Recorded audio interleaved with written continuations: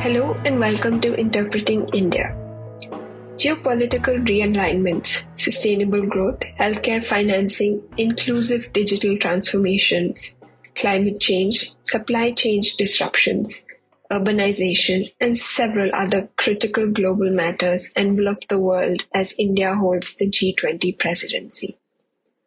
We at Carnegie India continue to bring voices from India and around the world to examine the role of technology, the economy, and international security in shaping India's future.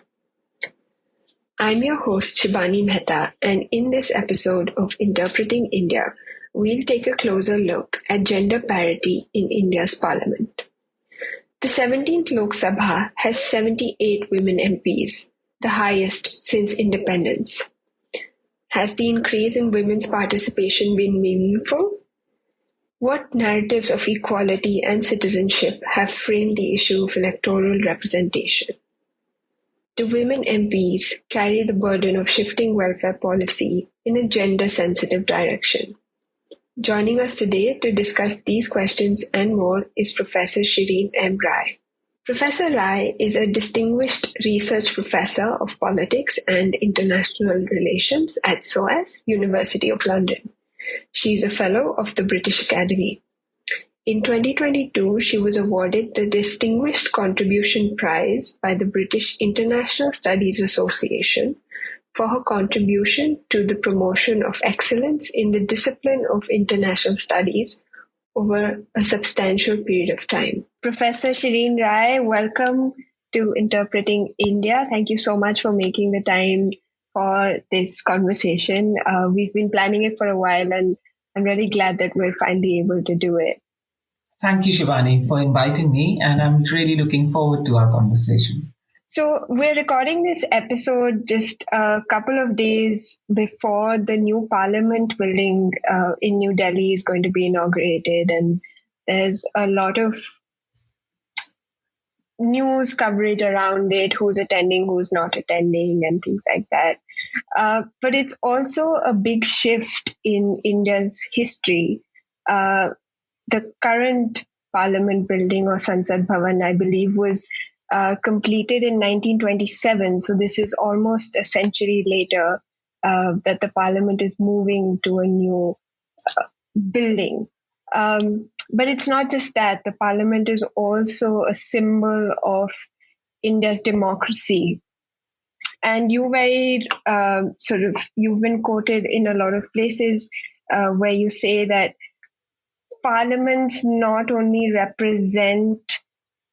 only a symbolic representation of the country, but they're also a mirror of the society and the nation at large.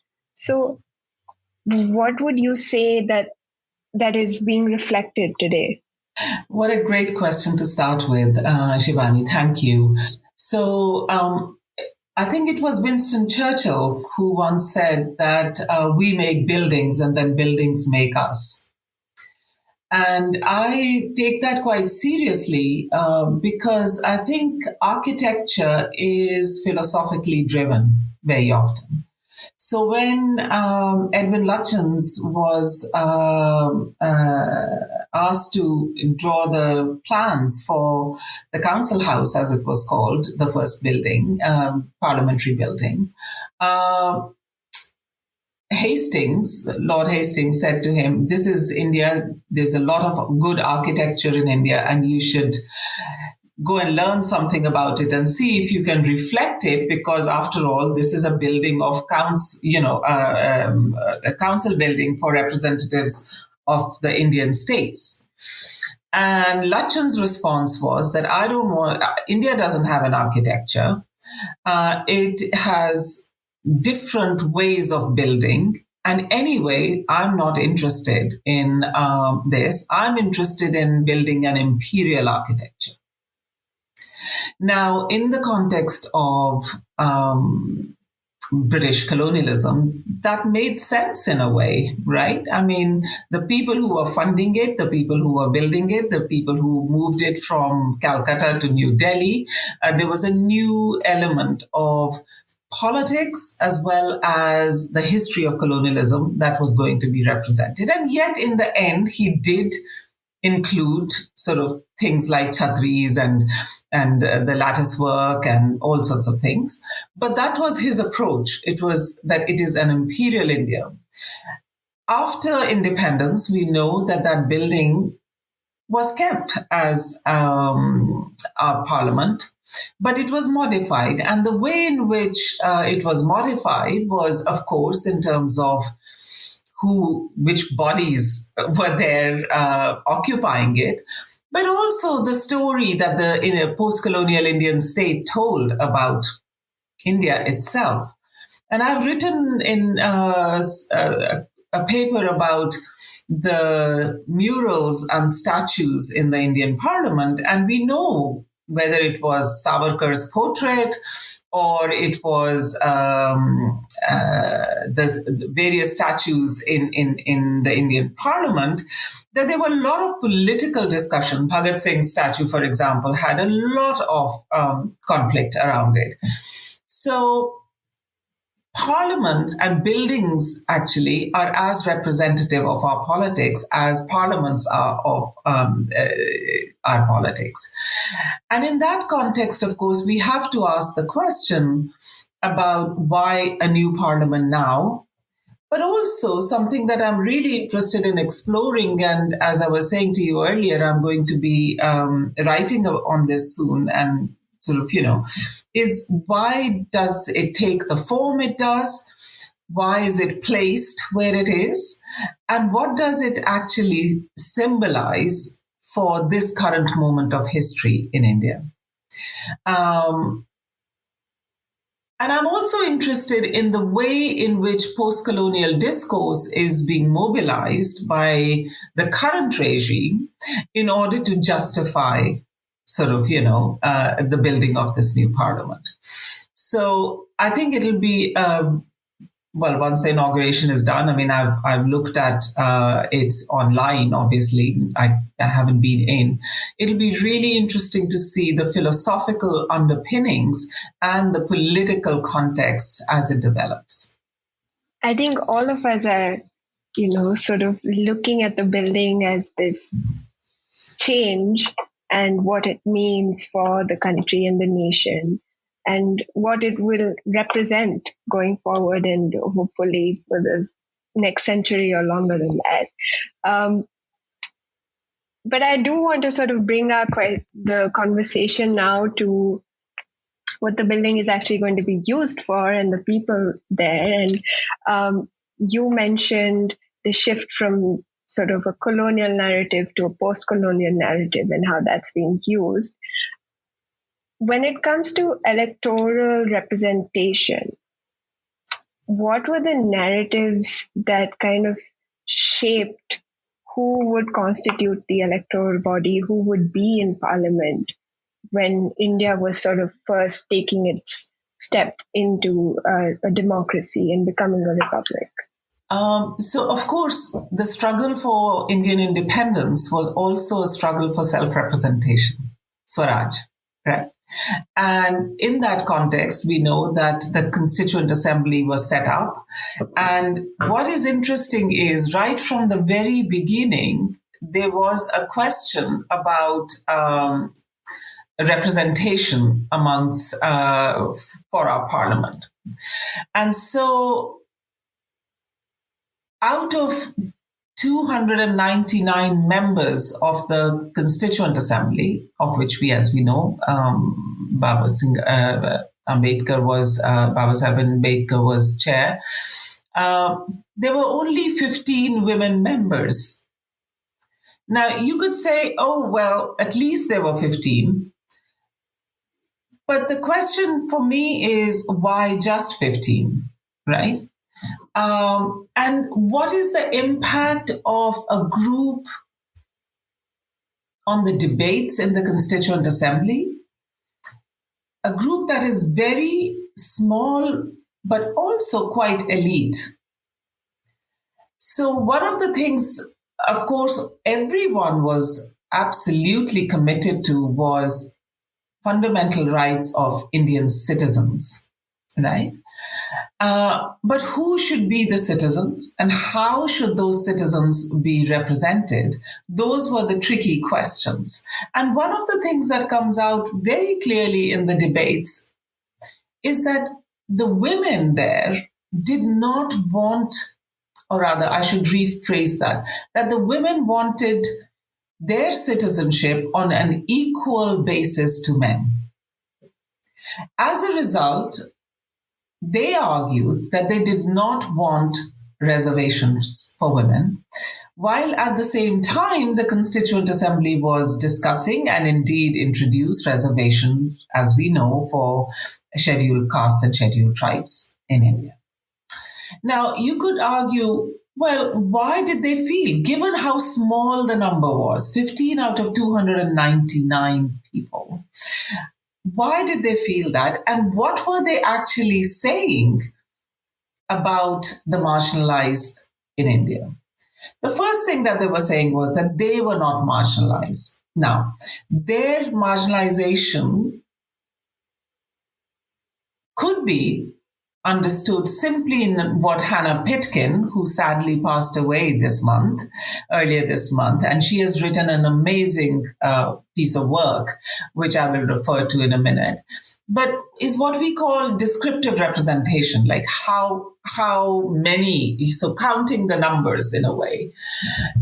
And they said, well, we represent half the country. They're, 50% women and 50% men. And so we are a majority and we don't need to be seen to be unequal to men needing support in that way.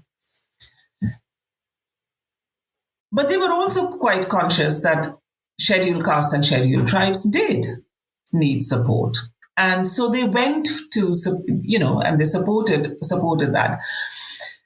Now, there, what I want to emphasize is that these, as I said, women were elite women.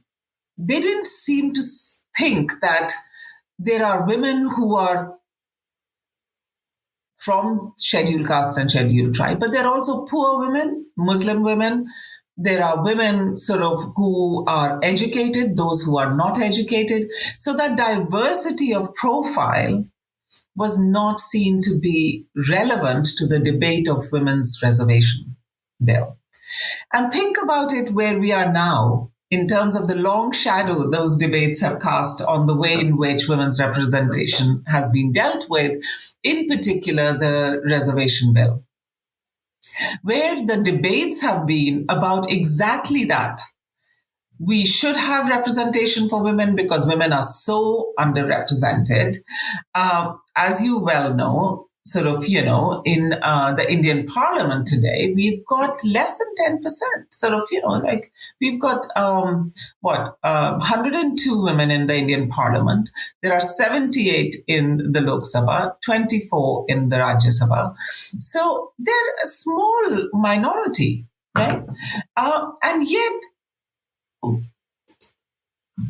the reservation for women, and this has been after 70 odd years of India's independence, or since the Constituent Assembly debates anyway. And so the question for us are twofold. One, how does the diversity of women get reflected in any kind of policy making and of legislation? And second, how do we unpack the category of women? Because if we don't do that, and of course, equally, category of men. If we don't do that, then we get into all sorts of problems, which then we see reflected in our policy debates. So on the one hand, there is the creamy layer debate against reservation.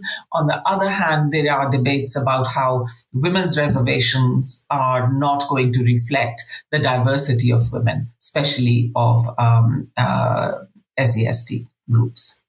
So these are complex debates, but actually I wanted to kind of historicize them by talking about the Constituent Assembly debates. No, thank you for that. And I think that was the bit that kind of perplexed me when I was reading your book about women not wanting any kind of reservation, while fully understanding the need for reservations for the scheduled caste and the scheduled tribe. But different times. And I guess for me to imagine myself in that era, I couldn't get my head around it because the context today is so different. Um, and like you mentioned, the number of women in parliament has increased. It is still a minority. But if you look purely at numbers, it is an increase. There is progress. So would you say that it's been meaningful, the contribution of women in parliament over the years? Of course, it has been meaningful, right? Even that's why I think it is important to look at the long history of women's participation in politics in India. Despite the fact that the women in the Constituent Assembly, or even if we look further back, the leadership of women in the national movement, these were mostly, those who were visible were mostly elite women. Right. So, anybody who talks about women in Indian politics talks about Sarojini Naidu, right? Or Vijayalakshmi Pandit, so these are women who, of course, rose to prominence, but there were thousands of women who participated in the national struggle. We know that it is a history that is being retrieved over the last few decades now by feminist scholars and activists. And their impact has been considerable. So let me then go back to Hannah Pitkin. As I said, she is a scholar of women's representation or gendered representation, if you want to call it that. And she talked about three elements of representation which are really important to consider when we consider representation as a concept, but also as practice. So the first is descriptive representation, which, as I said, means how many numbers are there in an institution, which are, in this context, men and women. Right? The second, she says, is because it describes, if you tell numbers, so when I say there are only 102 women in parliament today, or I should sort of, say there are so many more men in parliament, it tells us, it describes a number, but it also tells us, and we have to ask questions then about why, etc. So there's that descriptive representation. But then the question that you asked just now is what she calls substantive representation, right? Substantive representation in the sense that do these numbers make a difference? If there are more women, will it make a difference? Do women do different sort of politics? Do women support different laws? Do women actually, or their presence in parliament and in institutions lead to better outcomes for women? So that's the substantive representation. And then something that hasn't been, till very recently, something that hasn't been discussed so much, she says that actually representation is also symbolic. Now, you started with that, right? You started by saying, hey, here's a building. What does this symbolize? And for Hannah Pitkin, it was about sort of, what do, and I've done a lot of work on this, what do the ceremonies and rituals of our institutions, what do the aesthetics, what do the symbols represent in terms of gendered politics? So if we take all these three things together, which is what I've argued in my book, Performing Representation, then what we find is that the substantive representation and symbolic representation actually are quite dependent on their tiny numbers in parliament, right? Now, if we look at another reservation bill, which was passed, right? The Gram Panchayat? Yeah, the Gram Panchayat level, and also I think it's like one further up, but not the Legislative Assembly. But the Panchayat bill, which was passed very quickly, makes me think, why was that passed so quickly? And why has the reservation bill at the national and state level, now it was been hanging around since 1996? So what went on there? So going back to that, there's been some research, quite a lot now, started by Chattopadhyay and Duflo, Esther Duflo, who won the Nobel Prize last time for economics, which suggests that 30% of women in panchayats did make a difference. Right? It made a difference as to what was focused on, how were panchayats run, and what therefore are the consequences for both men, but of course for women on the ground. And they did a randomized trial, and and also there's been quite a lot of qualitative work done on that. And so my answer to your question about have they made a difference is, in some ways, yes, but in some ways, no. And the reason why it is so is because their very presence in Parliament has raised these questions about representativeness of Parliament and representation of women in Parliament, right? So without their representation, however small, we would not be asking these questions, right?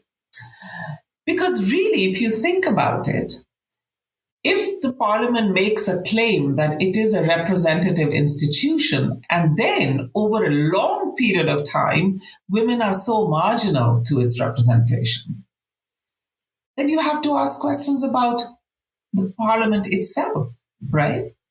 So I think that is one way in which women have participated. Of course, in the book, we also look at debates that women participate in. And what we found was that women were much more active and were allowed much more space to talk about what were called kind of women concerning legislation, as opposed to more kind of, things like defense or the economy.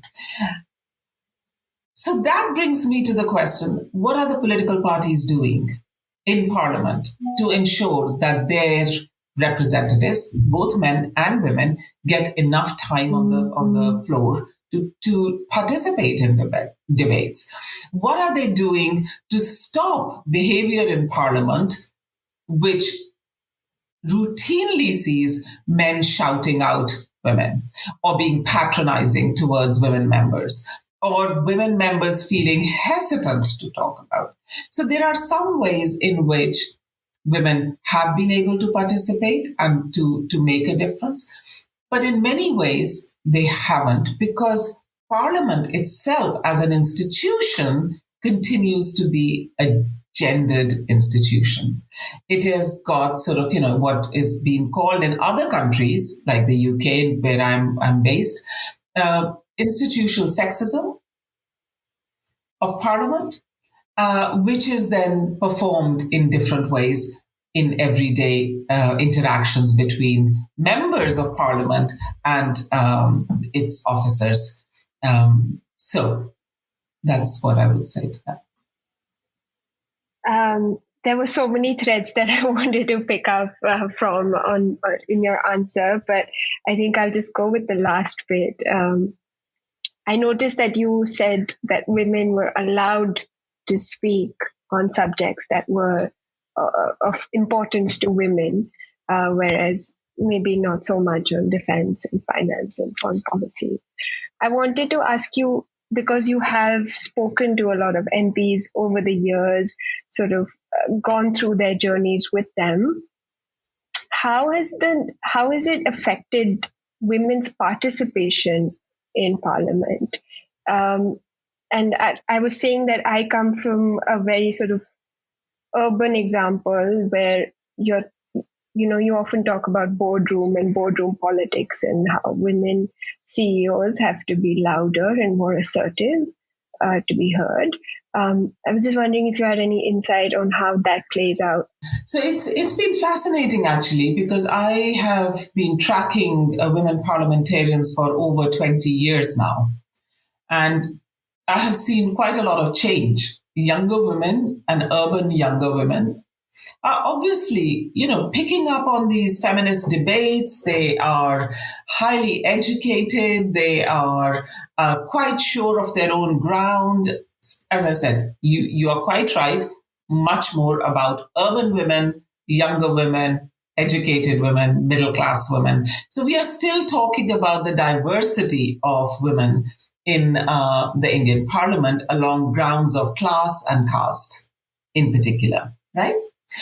Um, and what I found was that, or I should say, despite that diversity, one thing that remains consistent in my reading is that women have had to negotiate their private and public lives very carefully in order to reach parliament. Now, one of the key elements of our debate in India about families and parliament has been the dynastic debate, right? Oh, these women, they're all got their families, their political families, their backing is political. And what I found was actually that is not entirely the case, in the sense that they needed support of their families and they could only get to parliament if they had that support. Menka Gandhi, for example, or any other of the well-known women, the kind of support they get from their families is very different from the support that ordinary MPs get from their families. Now, that is a very practical support. It could be supporting them in going places into their constituencies to campaign and then to look after the constituency. It could be the mother coming to Delhi when the woman comes to Delhi as an MP and supporting to look after her children. It could be sisters, but also, of course, it is husbands and fathers-in-law who will give a kind of a sort of support, which is, yes, you can do this, we are behind you, without which women would find it very difficult. So the family is not just dynastic, it is also about this everyday practice of politics, supporting that, which means then that we need to shift the lens of family a little bit to make it much more everyday, and also to suggest, it suggests to me anyways, that women are constantly having to make those decisions about what they can and cannot do within that framework of patriarchy. Still, the familial patriarchy continues, but they are able to negotiate that, which doesn't mean that they are victims of the system, but it means that their agency is very much about negotiations rather than pushbacks. Secondly, I think what I found was, of course, that India is a huge country, as we know. Sitting in Delhi, it seems just kind of, traveling around Delhi is so difficult. But think about women representatives traveling across rural India. We have to think about the size of our constituencies. We have to think about how these women have been able to travel or not travel across constituencies. We have to think about also institutionally how women MPs or male MPs for that matter, what is their role as opposed to MLAs and panchayat members. So what kind of work do they do? And when I went to interview these women, and I think it also for male MPs, for example, the kind of issues that they were dealing with every day, one of their constituents' son has lost their job. Will you please help me for that? My daughter is getting married. Will you help me for that? Oh, my village doesn't have a tap. Will you help me? Now, should they be dealing with that? What is the level at which we want our MPs to work? And that produces a lot of strain, as I said, for both men and women. But given the other challenges that women have, of travel, as I've already said, of negotiating families, it becomes a real pressure on them. Finally, I think sort of what I discovered when I was, and my colleague, Carol Sperry, she actually was also traveling with some women for their campaigns, is that the level of security around them is very variable. So violence in campaigning, but also violence in social media, which is now obviously, total abuse, total threats online to their security, their bodily presence in some spaces being a real problem. So the diversity of women in diversity of spaces then creates big issues of security. Because securitization of our spaces is, I would suggest, also presents different questions to us, right? That if they are representatives of the people, what are they going to, why should they be so far away from the people, right? But at the same time, how do you deal with this growing violence on social media? And that is very sexist and very violent when directed towards women. So those are the challenges that I noticed that these women were facing when I was talking to them. And I think, all of us in our own private personal lives have to negotiate with similar challenges. But of course, like you said, as members of parliament, it's more enhanced, and it's at such a large scale that we as a society haven't had to deal with or haven't thought about collectively. And I was also thinking while you were speaking about, it's not just the gender identity that plays out. It's also your religious identity, your caste identity, and anything else. So how do you think, that's one thing that women MPs have to negotiate with, right? Am I a woman first, or am I a person of this religion, of this political party? Even if it's member of Rajya Sabha or Lok Sabha, like which identity kind of tops or trumps the others? And in this kind of negotiating with the multiple identities, how do you think it affects policy debate? And more specifically, I think my question is, have in your sort of work, have you felt that women carry this burden of, pushing for more welfare schemes, or like you said earlier, that women are given more space to talk about women-centric issues in parliament? But then is there this burden to kind of be on the right side of the debate, even if politically or ideologically you may not agree with that position? No, I think that's a very good question, Shivani, because I think that when we talk about women, or actually when we talk about parliament, surprisingly, we talk very little about political parties, right? And we also talk very little about ideologies that women ascribe to, right? Just like men ascribe to different ideologies, so do women. So let's take the issue of women's equality. If you talk to a BJP woman, and I did to many actually, including Sushma Swaraj many times, they will give you a very different take on equality than if you were to talk to somebody on the left like Brinda Karat or sort of, other left women. One would say equal but different. Men have different roles, women have different roles. Both of them are equal. They are just like brother, sister, and this is also our tradition. Women are very well embedded in those traditions, and they need to defend those traditions. And we are not saying that they are not equal, but they're just different. And they have different roles to perform in society. And the other side would say, no, actually, women and men are equal in law, or should be equal in law, and we will fight for that. women and men should be equal in that there should be no gender pay gap.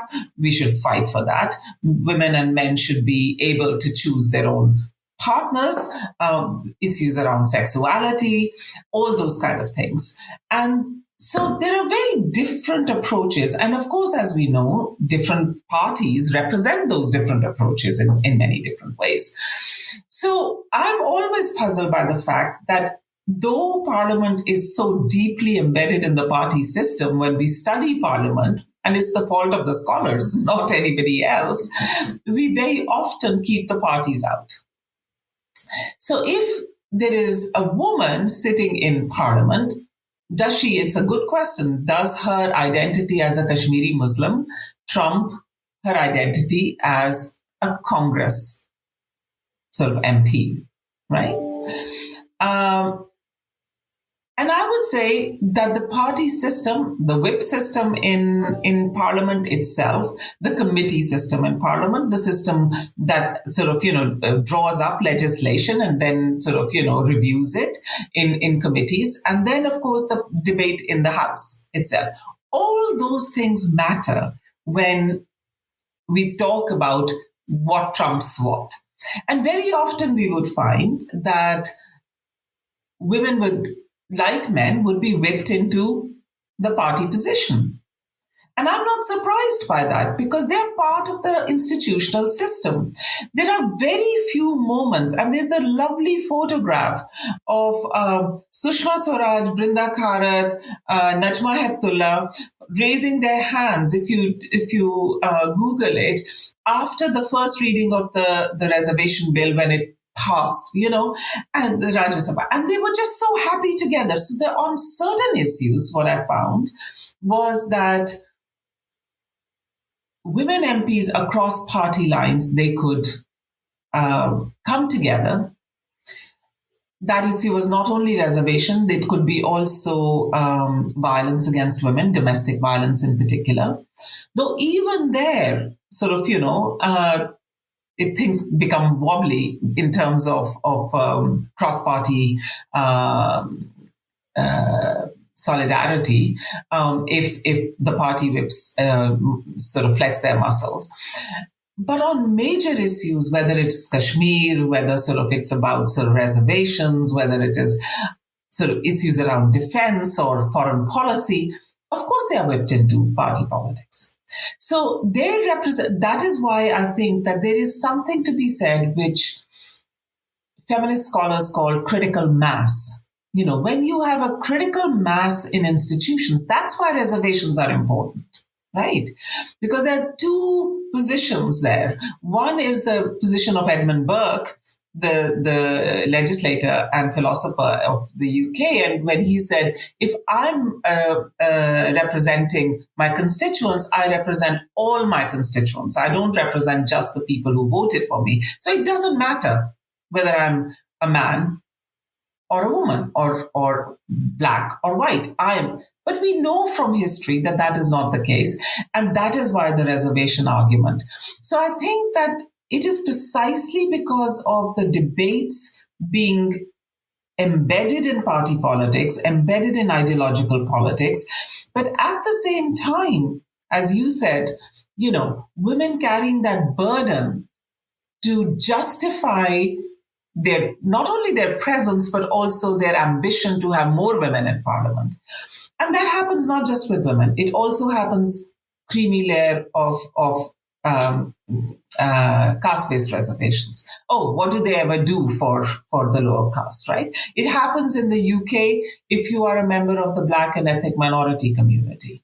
It's about what have you done? So rather than recognizing the broader picture, we individualize things. We make them personal. I'm not suggesting that personal is not political. Of course it is. But it's only so much you can do as a woman. And that is why my emphasis has been very much on institutions. And towards the end of the book, Carol Sperry and I, we argue that the Parliament should be seen as a workplace to make good decisions.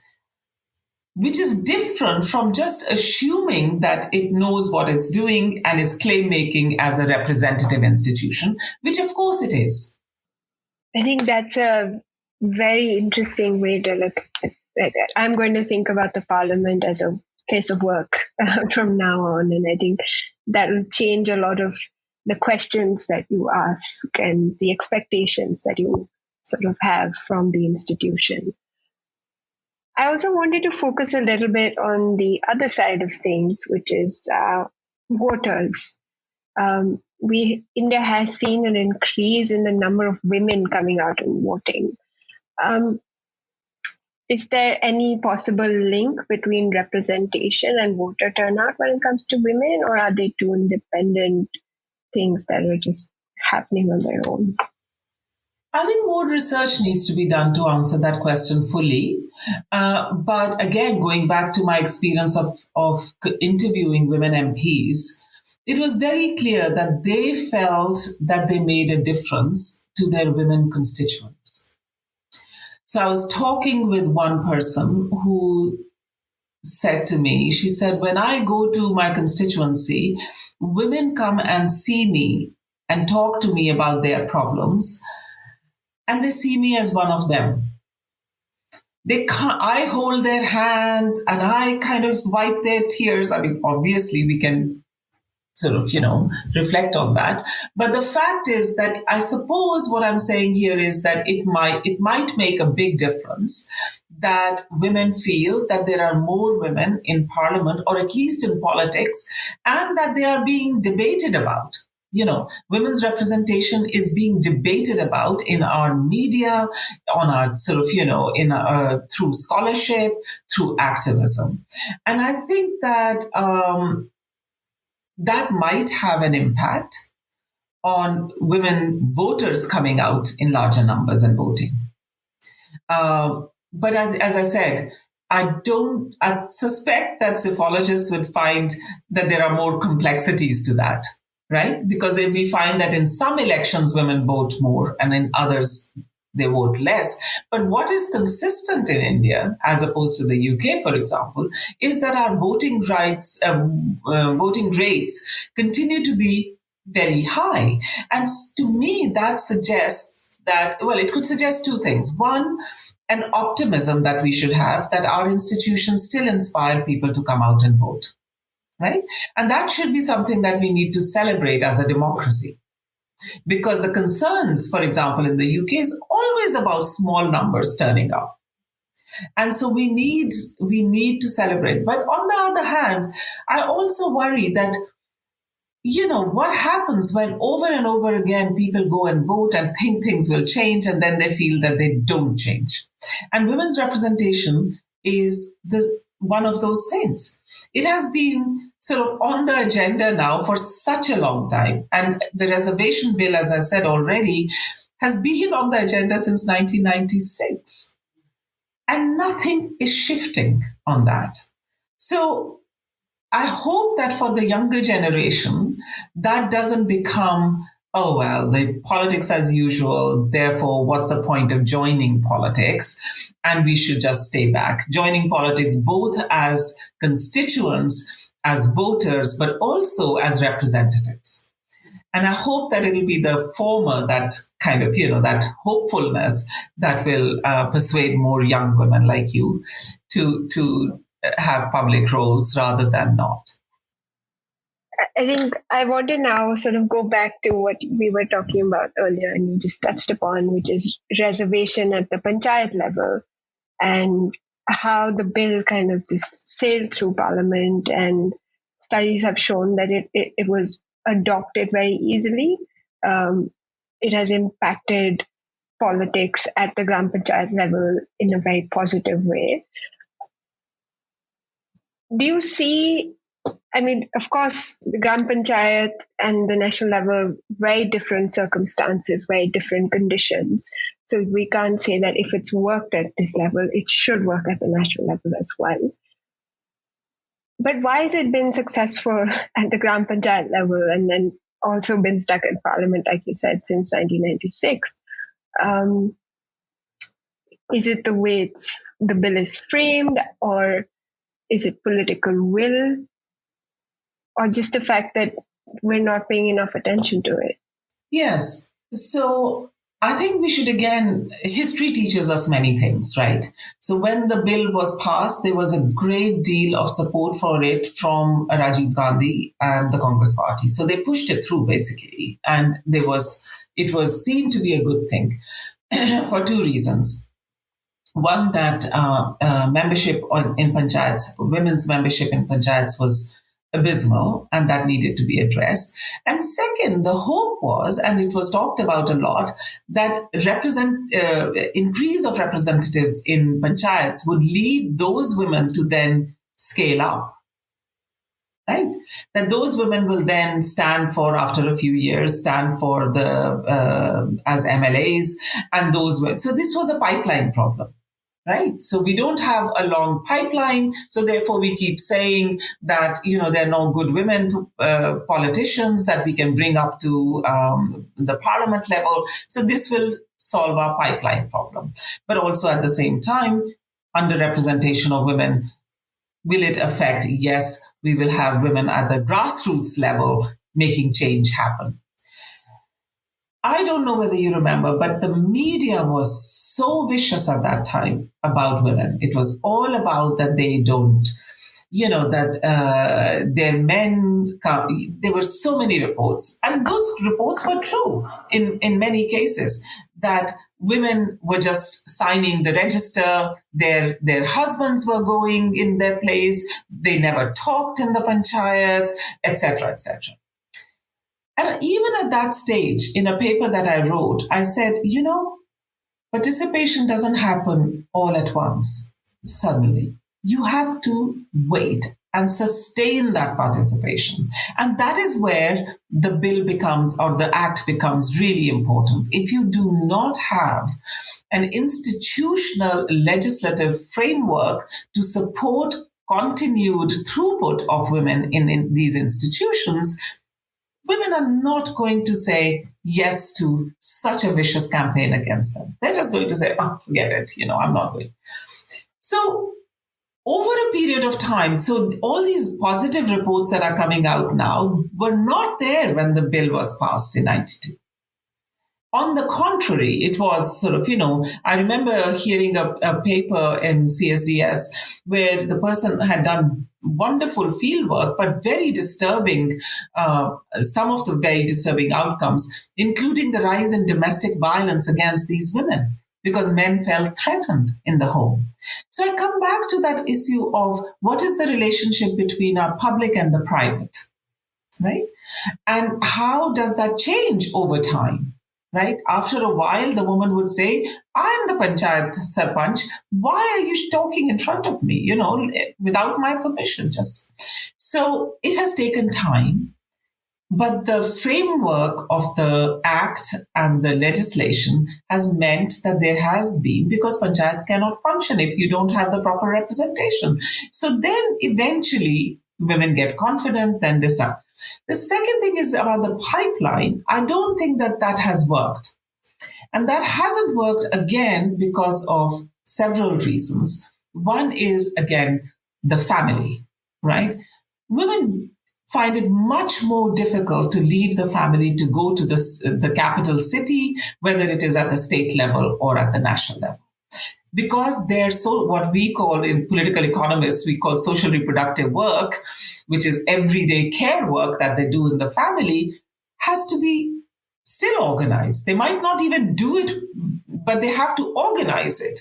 And I found that something that came up all the time in my interviews, that, when it was the male MP who had to move, that was not a problem, because the woman would move with him, and then the household will be in Delhi or in Patna or wherever. But when the woman was there, she was constantly shuttling between places, because the home remained where the male breadwinner was, which is the man in the family. So I think that meant that was a problem for the pipeline issue. And that has meant that, again, we see a big distinction between women in the panchayats and women in parliament, in terms of class, in terms of education, in terms of wealth. Right? And so my feeling is that the sustainability of women in politics clearly it has to be seen in the context of how institutions, both familial institutions, but more importantly, in the context of our conversation, institutions such as Parliament are good workplaces for them to work in. Without that, it becomes very difficult to attract women into politics. Thank you for that. I think this has been a very, very enlightening conversation.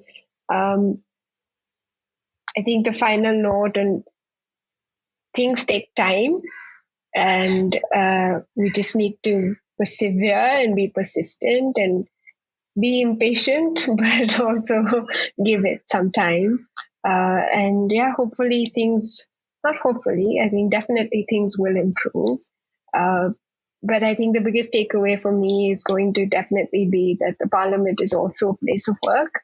And maybe that's how we need to start thinking about it. Thank you so much, Professor Rai. Thank you for taking the time. And thank you for joining us on Interpreting India. Thanks, Shivani. It's been really lovely talking to you. We'll be back in 2 weeks with a new episode. To make sure you don't miss it, subscribe to Interpreting India on Apple Podcasts, Spotify, Stitcher, or wherever you get your podcasts from. To learn more about our research and team, you can visit us at carnegieindia.org. You can also find us on social media on Twitter, Facebook, and Instagram. Thank you for listening. See you next time.